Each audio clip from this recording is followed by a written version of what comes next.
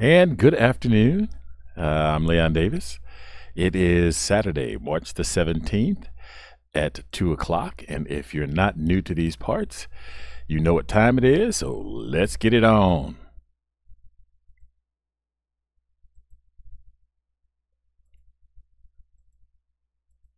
Welcome to Altitude Adjustment. Well, thank you for joining me this afternoon. And this week has been an interesting and fun-filled week. Earlier in the week, I was talking with a friend, and they were asking me how I became Leon. And one of the things that everybody has to do is take account of themselves and how they're responsible for the adult that they become, the person that they are, and their behavior. And so I was just explaining how I became Leon and what things influenced me and what things that I did in particular to make my personality what it is. I had a different show planned for the week, and I was putting that together, and I ran across two video clips, and it brought back that conversation about what made me who I am and what I thought was important in being the kind of person that I am. And I'm going to share with you these clips in a minute, and I'm going to talk a little bit about that. But one of the things that I didn't mention at the time during that conversation was that one of the things I think is very important is that we are introspective, that we understand the person that we're presenting to other people, who we are, how we look to other people, how they interpret our behavior. And one of the things that I think is extremely important is to be consistent in your ideas and your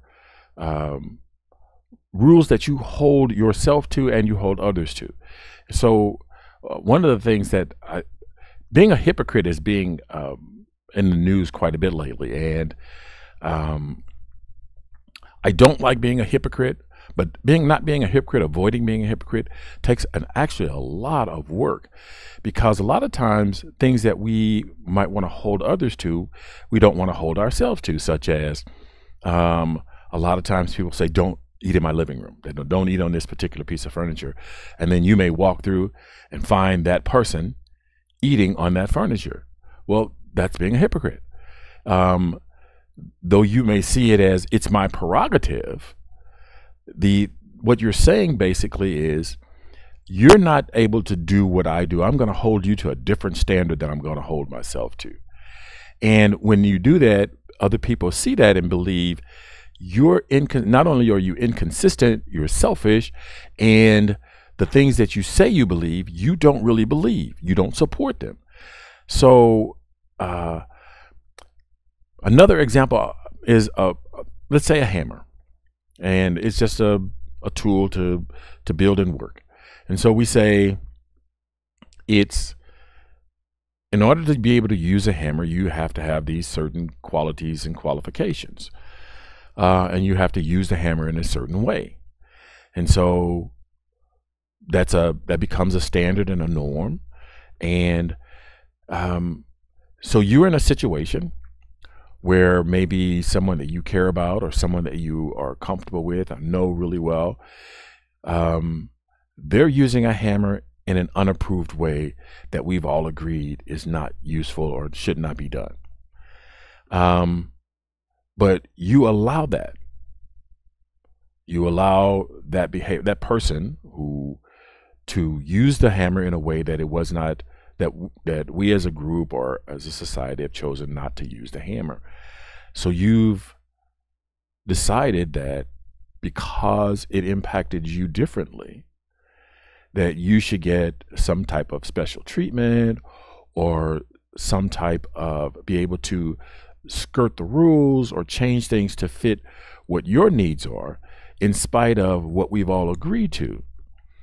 And there are many instances of it in society today where we have politicians that talk about family values and yet are caught in compromising situations where we talk about certain laws like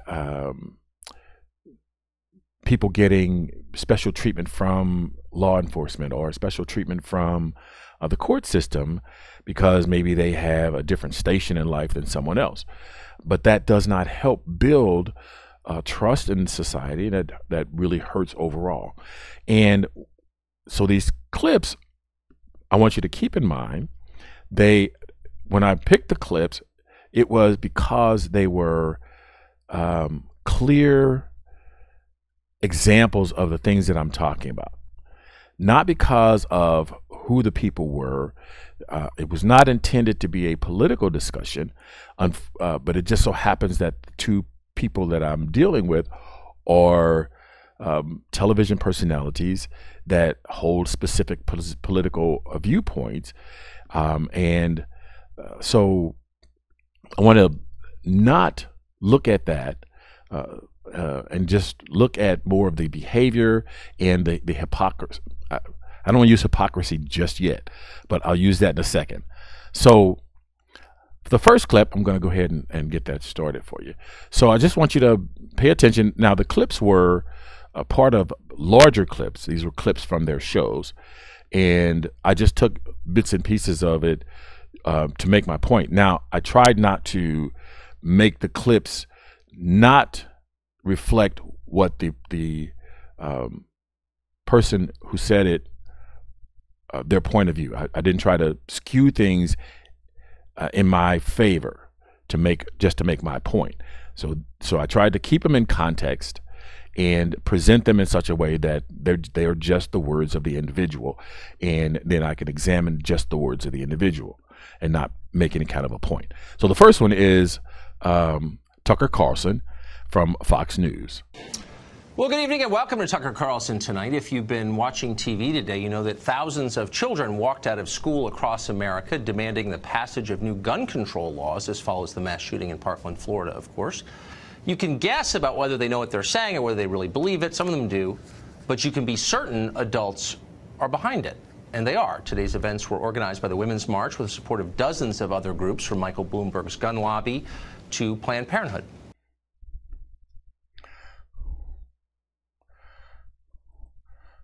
Okay, so Tucker goes on and he talks about, the clip was probably about 12 minutes long, and I just took the small part of it. Now, so there's more to that clip. I'm not going to particularly show that, but I will address that in just a little bit. The second was Laura Ingraham, who is also on Fox News. 1 month after the high school shooting in Parkland, Florida, kids at more than 2,000 schools across the nation staged these walkouts. But don't be fooled into thinking this was some sort of organic outpouring of youthful rage. This was a totally choreographed event organized by a group called Empower. Okay, and the group's name was Empower. And so she talked about, both of them talked about the protests that were recently held in the news. Now,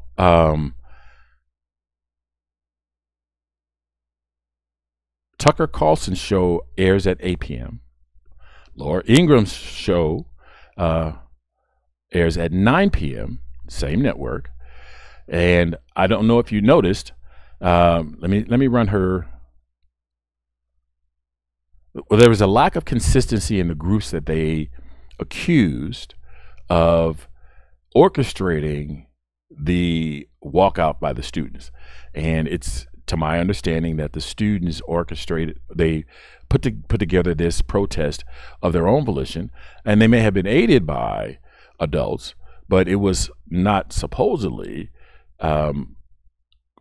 the impotence of the adults' actions that caused this walkout.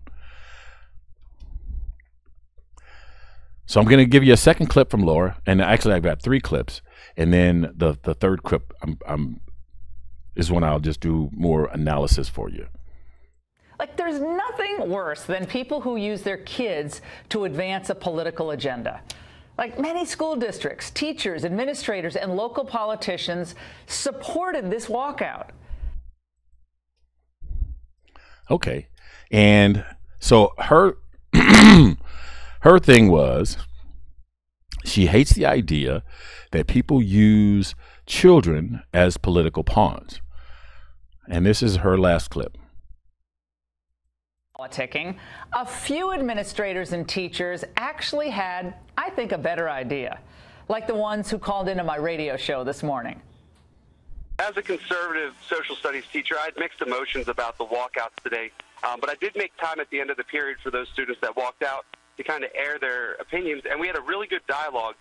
I was really surprised to find out that they understand that it's more than just gun control. It's more the mental health, parents needing to be present in their kids' lives and to address the issues of bullying. Our struggling public schools did have their walkouts, but our parochial school teachers worked with the students and put together a program of a walk-in.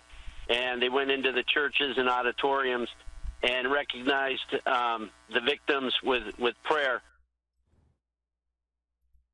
Okay, so as I said, the initial protest was started by the students and may have been supported by the adults, but it was supposedly the students' idea. Now, if you listen to the callers on Ingram's show, because she has a radio show, and so the callers were from her radio show, and she played them on her news or television show. And you can't call it news because it's a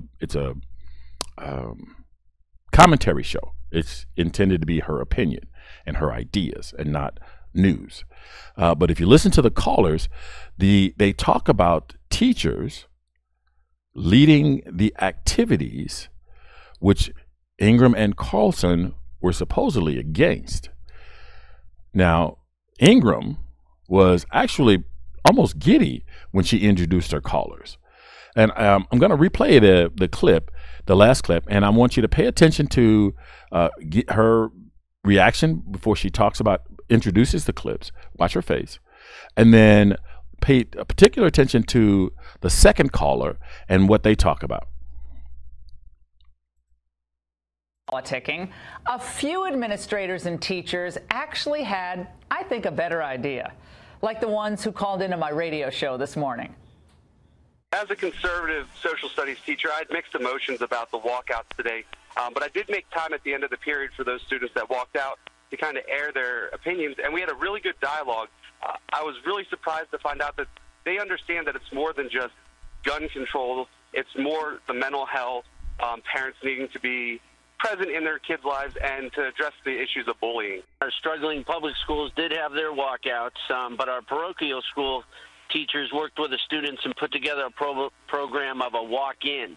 And they went into the churches and auditoriums and recognized the victims with prayer. I really like that. Okay, so the second caller talked about how the public schools went into the protest and participated in the protest, while the parochial schools chose a different path with the help of teachers. So I took parts of the clip. Of course, I think it was 10 minutes long from her show. And so she goes on after the clips that I used, after she says she likes that. And she talks about giving facts about the failing school system in America and how children should be spending their time learning. Now, she just championed prayer and quiet reflection by students and teachers. And the definition of a political issue simply is an issue that is taken up by politics. It is decided by politics. And religion, in case she didn't know, I'm sure you do, that religion in schools, prayer, is an issue which is a political issue. Now, she refers to prayer and religion indirectly. She doesn't say anything about it, but she chose those two particular clips for a particular reason.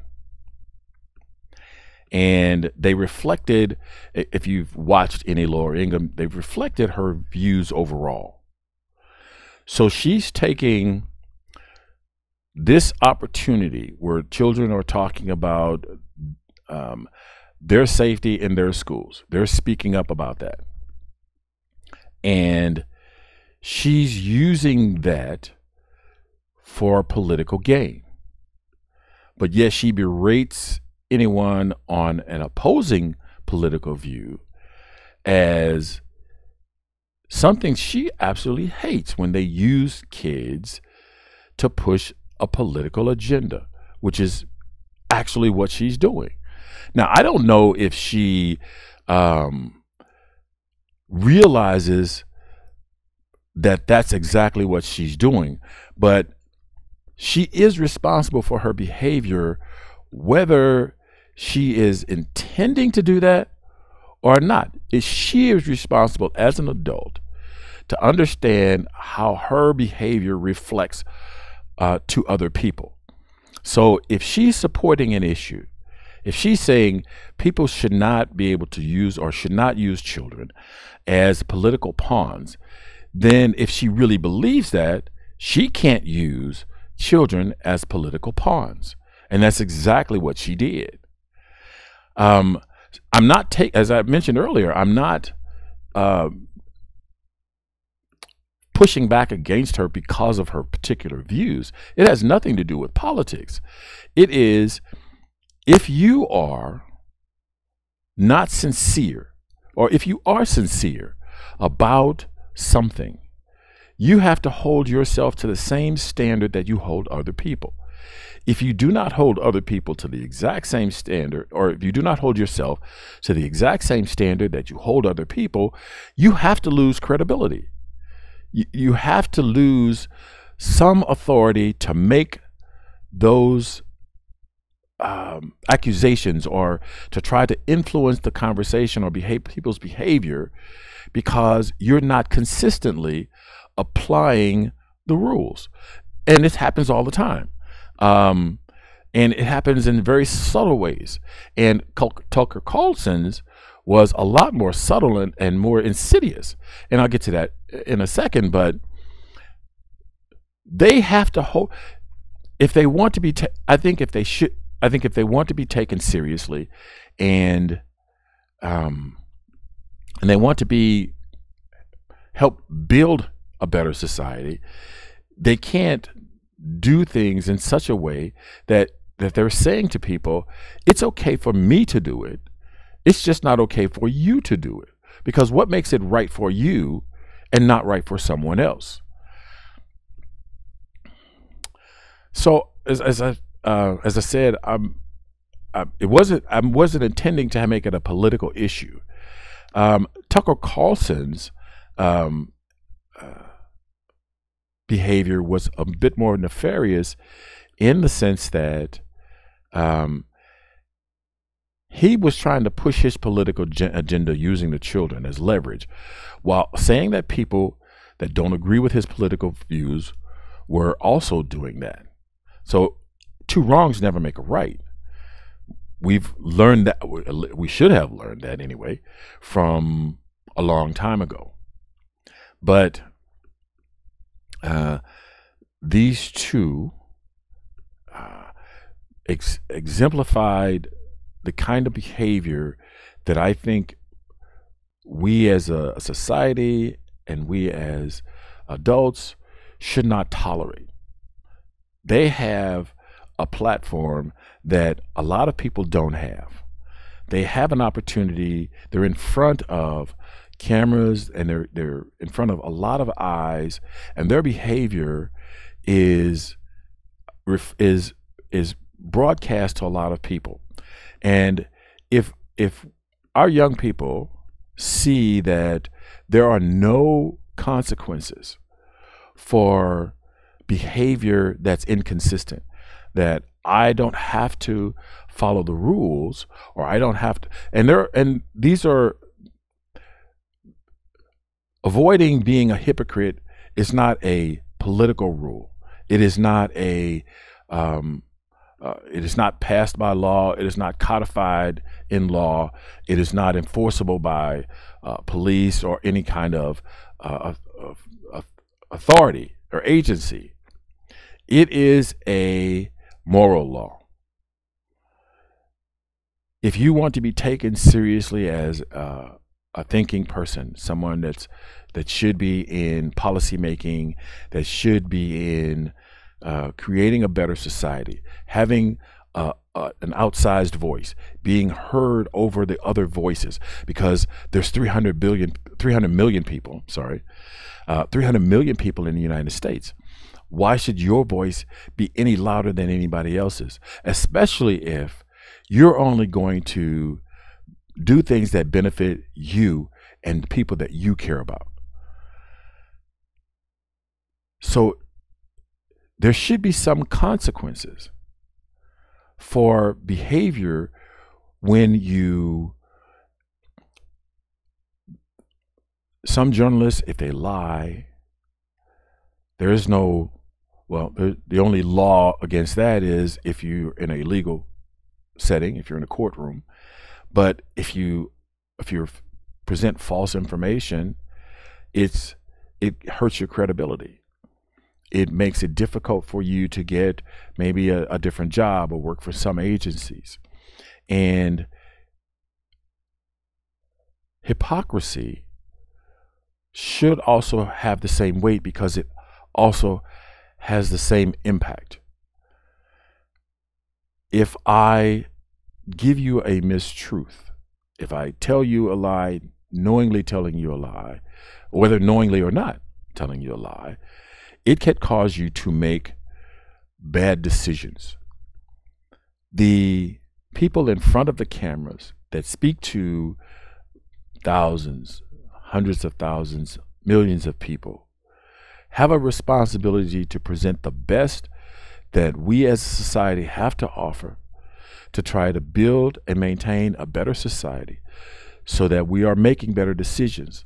But if we validate hypocrisy and we say that it's okay, that you can be a hypocrite, you can perform in this way, keep your job, and never be admonished, never had your hand slapped, never told do the right thing, then becoming an adult means nothing. You can do whatever. There's no rules. There's no other than what can be enforced by law.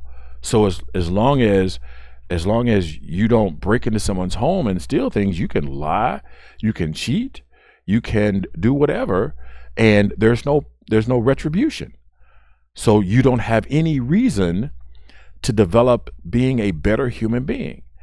You have no reason to develop